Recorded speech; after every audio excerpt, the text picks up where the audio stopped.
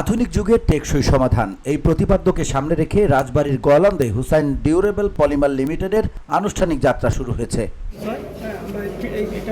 শুক্রবার বিকেলে গোয়ালন্দ উপজেলার জমিদার ব্রিজ এলাকায় প্রতিষ্ঠানের নিজস্ব কারখানা প্রাঙ্গণে উদ্বোধনী অনুষ্ঠান সম্পন্ন হয়।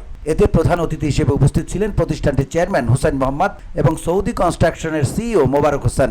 আমি এরকম করি না, তো আমি অনুষ্ঠানের আগে পবিত্র কোরআন তেলাওয়াত করা হয়। পরে স্বাগত বক্তব্য দেন প্রতিষ্ঠানের মার্কেটিং জিএম কাউসার সর্দার ও CEO Ayub Rana.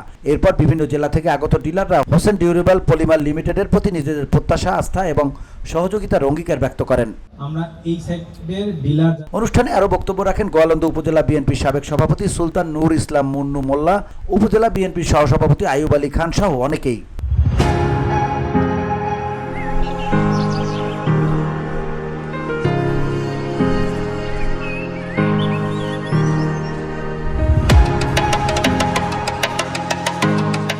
Hussain durable polymer লিমিটেডের চেয়ারম্যান হুসাইন মোহাম্মদ বলেন, আমরা দেশের বাজারে একটি টেকসই, নির্ভরযোগ্য ও আন্তর্জাতিক মানের পরিমার পণ্য পৌঁছে দিতে বদ্ধপরিকর।